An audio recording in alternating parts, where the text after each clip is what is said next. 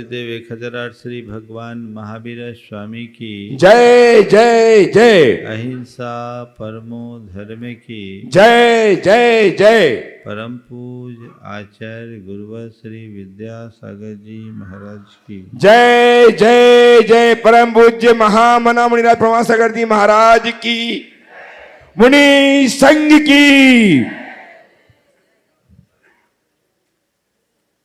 हमारे मन में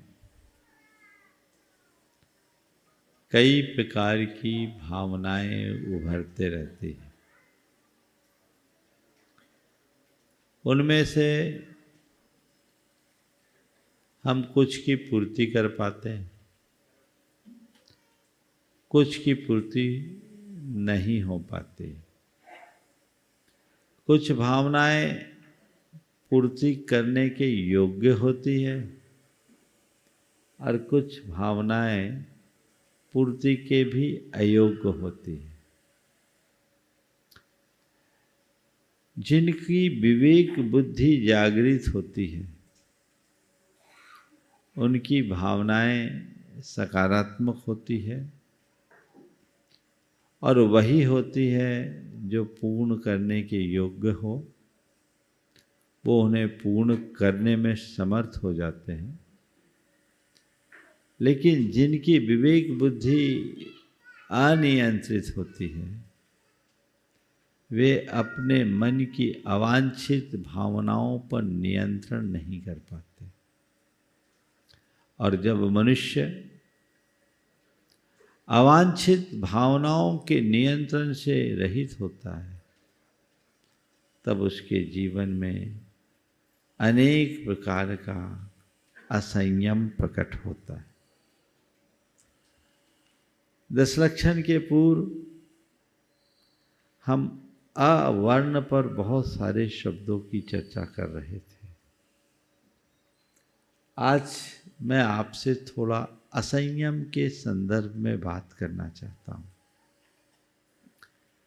जब कभी भी हम संयम और असंयम की बात करते हैं तो संयम की बात करें तो हमारे दृष्टि में ऐसे व्यक्ति की छवि उभरती है जो सादगी से जीता है, जिसका खान पान रहन सहन उठना बैठना अत्यंत सात्विक हो। निश्चित संयत व्यक्ति के जीवन में ये सादगी सदाचार जरूर होता है, लेकिन संयम का अर्थ केवल बाह्य प्रवृत्तियों के नियंत्रण तक सीमित नहीं है। संयम का मूल अर्थ है मनोवृत्ति पर नियंत्रण है। जिसकी मनोवृत्तियां नियंत्रित है उसका जीवन संयत, और जिसकी मनोवृत्ति में अनियंत्रण है वो असंयत है। हमें असंयम से बचना है तो उसके लिए सबसे पहली आवश्यकता है अपने मनोवृत्ति पर नियंत्रण रखना। प्रायः हम बाहरी संयम पर जितना ध्यान देते हैं आंतरिक संयम पर उतना ध्यान नहीं दे पाते। दूसरे शब्दों में यदि कहूँ, हम अपनी प्रवृत्ति पर जितना ध्यान देते हैं अपनी मनोवृत्ति पर उतना ध्यान नहीं दे पाते। संत कहते हैं मनोवृत्ति के परिवर्तन के बिना जीवन में स्थायी परिवर्तन नहीं आ सकता। हम थोड़ा किसी से प्रेरित होकर, किसी को देखकर, किसी को सुनकर, किसी के संपर्क में आकर बाहर से बहुत आसानी से बदल जाते हैं, लेकिन भीतरी बदलाव प्राय नहीं हो पाता। भीतर बदलाव घटित होना चाहिए। असंयम से हम तभी बचेंगे, और जब असंयम से, आंतरिक असंयम से बचेंगे तभी हमारा जीवन संतुलित होगा। आज मैं असंयम के स्वरूप की चर्चा करते हुए असंयम के कारणों और परिणामों से आप सबको परिचित कराकर उससे बचने का कुछ रास्ता बताना चाहूँगा। सबसे पहला सवाल है, असंयम क्या है? किसको असंयम कहेंगे? आप क्या व्याख्या करेंगे? अभी सब 10 लक्षण में असंयम की व्याख्या सुन के या करके आए होंगे, पर असंयम की जब व्याख्या करें तो असंयम क्या है? अपनी भावनाओं और प्रवृत्तियों में अनियंत्रण का नाम असंयम है। क्या है? भावनाओं और प्रवृत्तियों में अनियंत्रण का नाम असंयम है।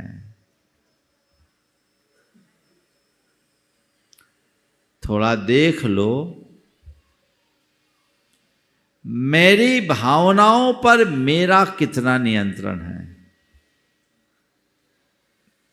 मेरी प्रवृत्तियों पर कितना अंकुश है। यदि आपको लगता है कि मेरी भावनाएं सधी भी है, आपको लगता है कि मेरी प्रवृत्तियां संयत है, संतुलित है, तो फिर कुछ कहने की जरूरत नहीं है। लेकिन ऐसा लगता है कि नहीं, मैं कभी भी भावनाओं में बह जाता हूं, तब अभी काफी कुछ नियंत्रण की जरूरत है। प्रायः मनुष्य भावनाओं में बहकर ऐसी भयानक भूलें कर देता है जिसे जीवन भर के पश्चाताप से भी दूर नहीं किया जा सकता। इसका एहसास मनुष्य को बहुत बाद में होता है, तब तक बहुत कुछ खो जाता है, छिन्न भिन्न हो जाता है।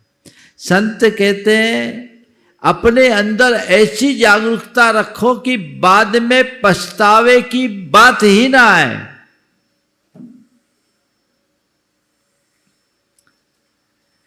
अवांछित भावनाओं पर नियंत्रण अथवा अनियंत्रित भावनाओं के वेग पर अंकुश जीवन में बहुत जरूरी है।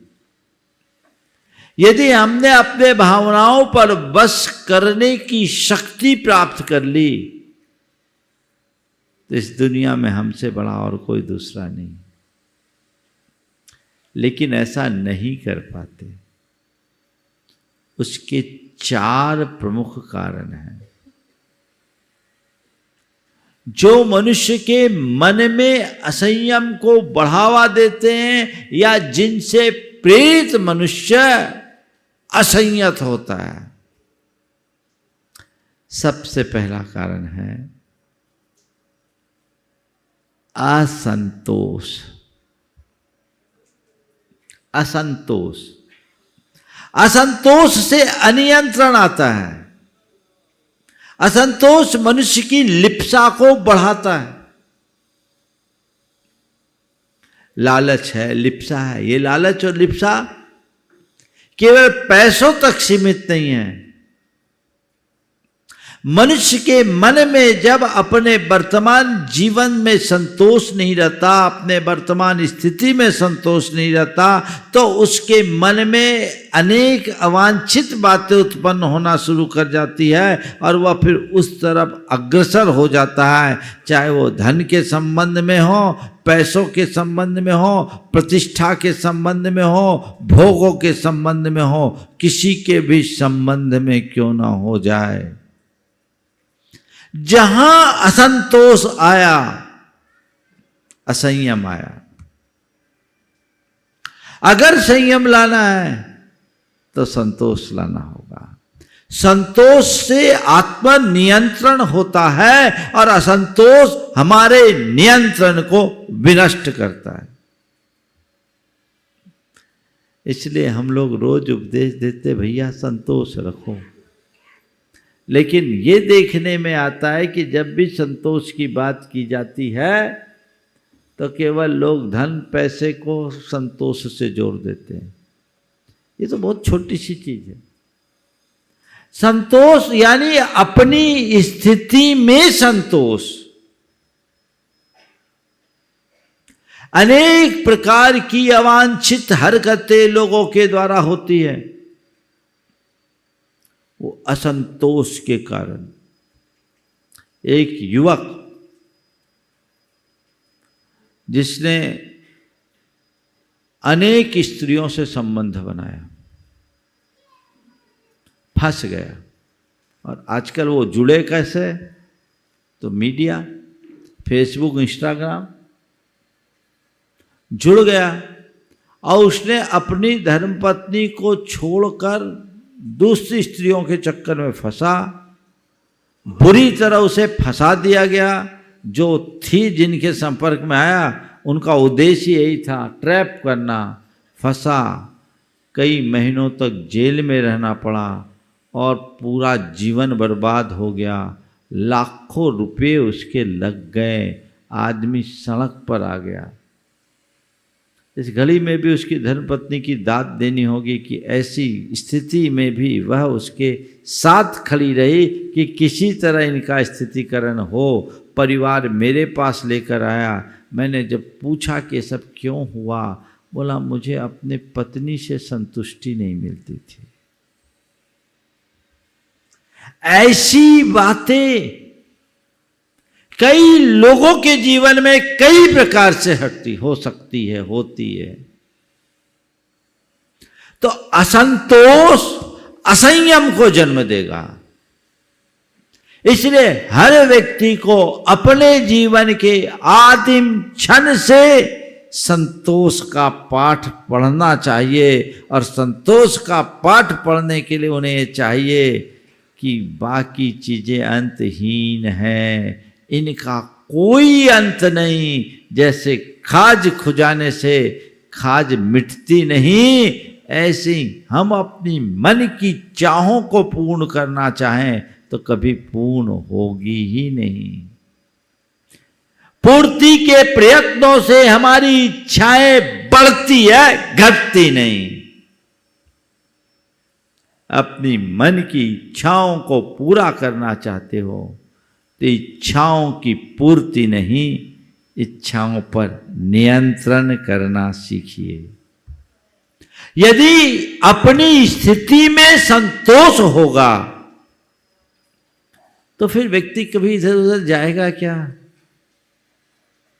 दूसरा, अतृप्ति। अतृप्ति महाराज, असंतोष और अतृप्ति दोनों तो एक दूसरे के पर्यायवाची नहीं, अंतर है। अतृप्ति और असंतोष में बड़ा अंतर है। असंतोष में तो चलिए किसी से, किसी स्थिति से मनुष्य के मन में संतुष्टि नहीं हुई, वो परेशान हुआ। अतृप्ति से एक कदम और आगे है, जो तृष्णा उत्पन्न करती है, एक ललक उत्पन्न करती है, जिसके कारण व्यक्ति के अंदर एडिक्शन जागृत होता है। वो लत से जोड़ देता है। किसी भी कार्य और किसी भी कृत्य से जब व्यक्ति को तृप्ति नहीं मिलती तो वो अवांछित गतिविधियों में सम्मिलित हो जाता है। लोक में कहावत है, भरे पेट में रसगुल्ला भी रुचिकर नहीं होता और भूखे पेट वाला जूठे पत्तल भी चाट लेता है। ये कहावत है ना। अगर तुम्हारा पेट भरा होगा तो तुम इधर उधर कभी झांकोगे ही नहीं, तृप्त है। लेकिन तुम्हारे मन में भूख है, अतृप्ति है, तो तुम ताक झांक के सिवा कुछ नहीं करोगे, जूठन खाने के लिए तत्पर होगे, असंयम जन्म लेगा। बात मेरी समझ में आ रही कि नहीं? अतृप्ति नहीं, तृप्ति होनी चाहिए। इसके भी रास्ते भी थोड़ी देर बाद बताऊंगा। ये दूसरा कारण है जिससे मनुष्य के मन में असंयम पनपता है। तीसरा कारण है आसक्ति। किसी भी वस्तु, किसी भी व्यक्ति, पांच इंद्री के किसी भी विषय से जितनी प्रबल आसक्ति होगी उतना अधिक असंयम बढ़ेगा।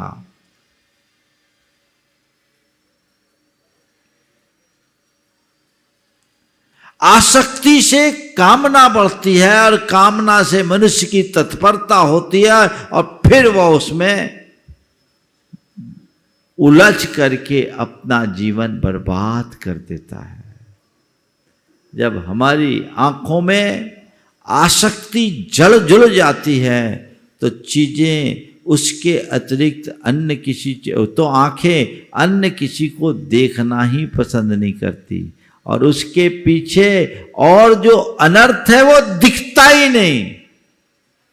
जितनी प्रबल आसक्ति होगी उतना अधिक असंयम होगा। तो आसक्ति से असंयम बढ़ता है और जो निरासक्त होगा उसका जीवन उतना अधिक संयत होगा। चौथा कारण अशिक्षा या अज्ञान। असंयम का चौथा कारण है, जिस मनुष्य के अंदर जितना अज्ञान होगा उसके जीवन में अशिक्षा होगी उतना उसके अंदर असंयम आएगा। अगर ज्ञान है, मन इधर उधर भाग रहा है तो भटकाएगा। ये सब चीजें हमारे मन में उत्पन्न होती है। इस मनोवृत्ति को हम बदल दें तो पूरे जीवन का काया पलट हो जाए। असंतोष, अतृप्ति, आसक्ति और अशिक्षा, ये चार हैं हमारे असंयम के मूल जन्मदाता। और इसको मिटा लेना है तो कुछ मत करो, अपने हृदय में ज्ञान और वैराग्य की शक्ति को प्रकट कर लो। एक दिन आचार्य महाराज ने बहुत अच्छी बात कही, विवेक से ही आवेग में नियंत्रण लाया जा सकता है। क्या? विवेक से आवेग में नियंत्रण लाया जा सकता है। विवेक क्या है? अंदर का ज्ञान, अंदर की प्रज्ञा। अंदर समझ हो जाए तो हमारे सारे आवेग में नियंत्रण होता है। और ये आप सबके अनुभव में भी घटता है। बता दूं अभी, आपके ही सामने की बात, आपके ही साथ घटी हुई बात जो आपके आवेग को बढ़ाई और वही बात आपके आवेग को मिटाया। जिसने आपको असंयम की ओर धकेला वही व्यक्ति थोड़ी सी समझ विकसित करके संयत बन गया। मैं कुछ प्रसंग आप सबके जीवन से जुड़ी हुई आपके सामने आपके ही जीवन की बात उठा करके कहना चाहूँगा। मान लीजिए कोई व्यक्ति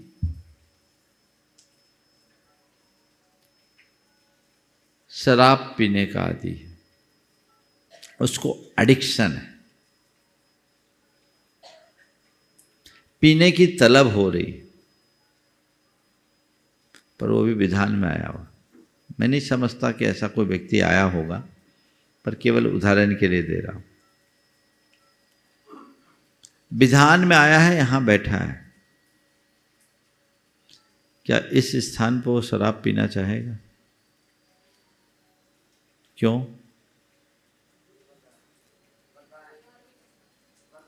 वर्गनाएं नहीं, उसके अंदर का ये विवेक है कि शराब मुझे कहाँ पीनी चाहिए, कहाँ नहीं पीनी चाहिए। कोई कितना भी शराबी हो,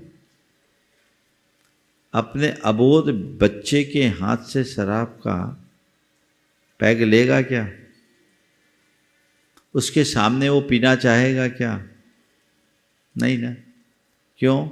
उसको ये विवेक है कि ये कार्य मेरे लिए ठीक नहीं है, यदि लेना ही है तो आजू बाजू में जाकर के कहीं लेगा। क्या हो गया? जो व्यक्ति उसके बिना रह नहीं सकता वो भी कहीं ना कहीं रह जाता है ना। क्या हुआ? विवेक। जहां विवेक होता है वहां संयम आ जाता है, और जहां विवेक खत्म होता है, आसक्ति बढ़ती, विवेक नष्ट हो जाता है। एक व्यक्ति ने अपनी नई कार खरीदी, बढ़िया ऑडी कार थी, घर के बाहर लगी। दूर से देखा उसका छोटा बच्चा उस कार पर कुछ खरोच सा रहा था, ऐसा दिखा। उसे गुस्सा हो गया, गुस्सा आ गया। उसने जोर से एक पत्थर उसके हाथ पे मार दिया, हाथ पिचक गया, खून निकल गया, खून निकल गया। बाद में उसे होश आया कि मैं ये क्या कर दिया। और जब बच्चे का हाथ हटाया तो देखा उसमें बेटा लिखा था, पापा आई लव यू। उसने अपना सिर पकड़ लिया, उसे बेहद पश्चाताप हुआ कि मैं क्या कर लिया। अपनी गाड़ी की आसक्ति में प्राण प्यारे बेटे को तकलीफ दे दिया। उस बेटे को जिसे मुझे लग रहा था कि खरोंच लगा रहा है, वो तो लिख रहा था पापा आई लव यू। जो मुझे प्यार कर रहा था उसके लिए भी मैंने ऐसा कृत्य कर दिया। क्या हुआ?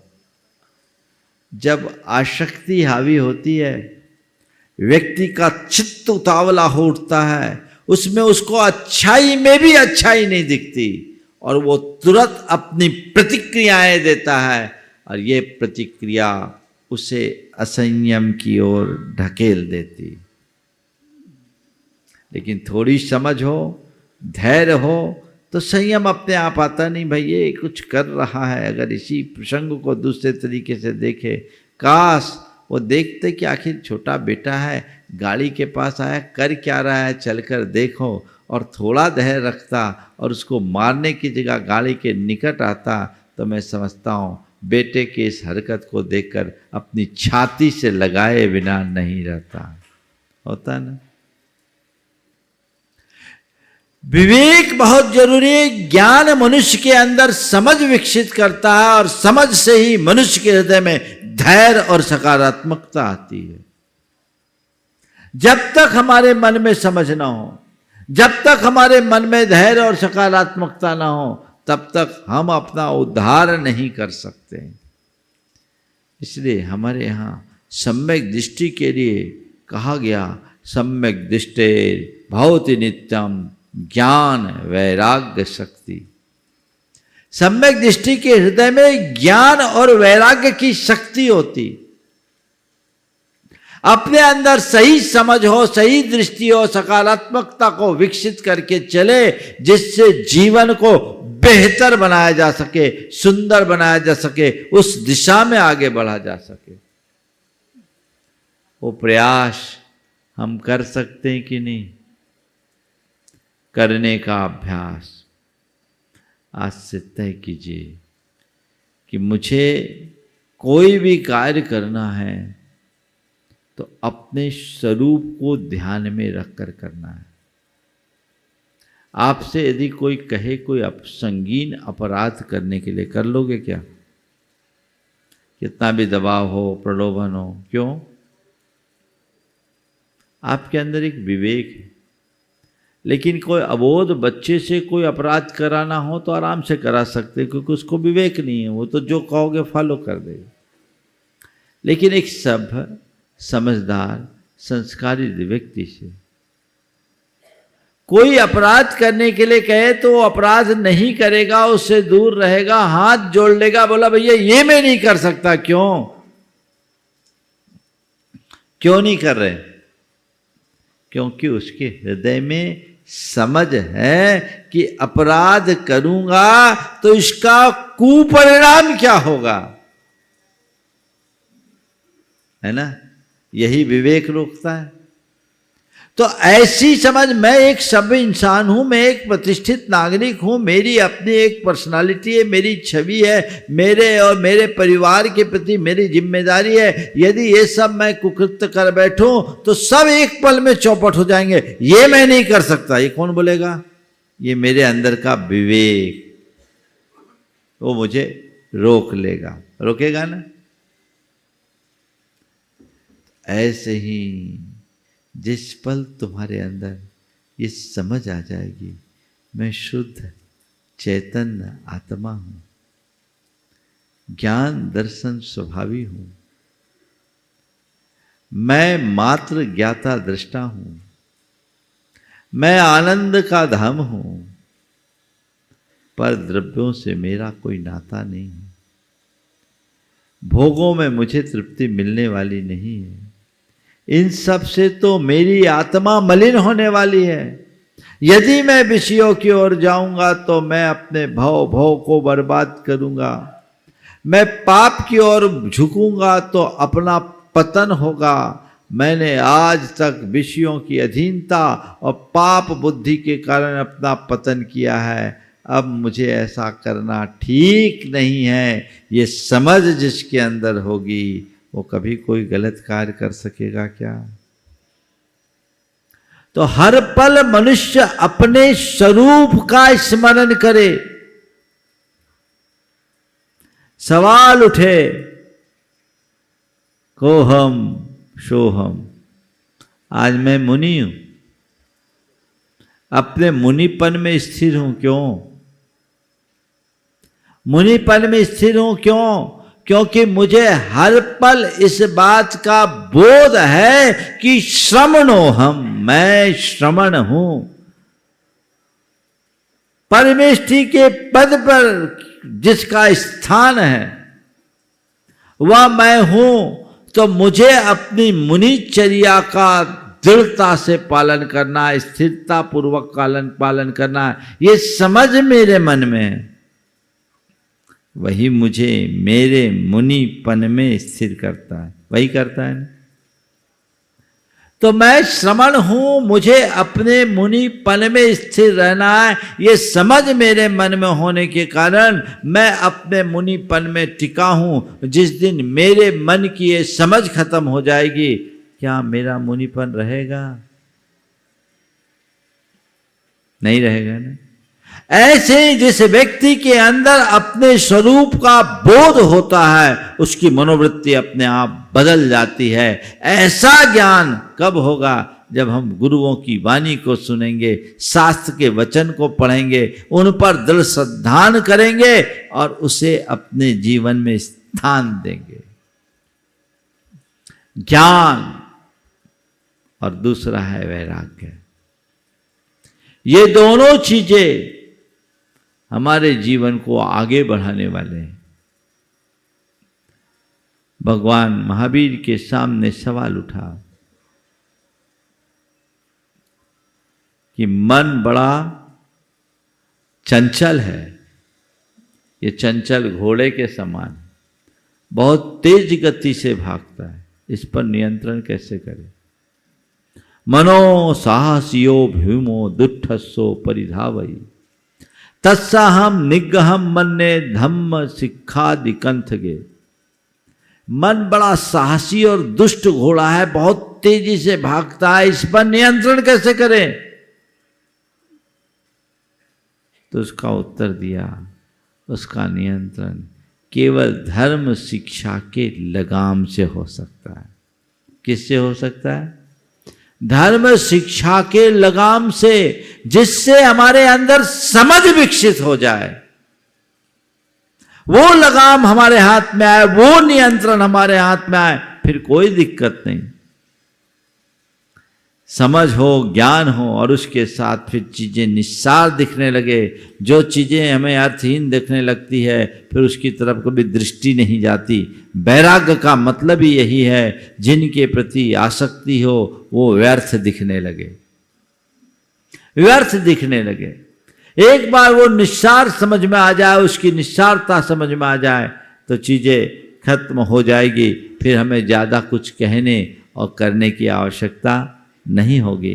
तो उस असंयम से अपने जीवन को बचाने की जरूरत है, इस पुनीत भाव के साथ। यहीं पर विराम।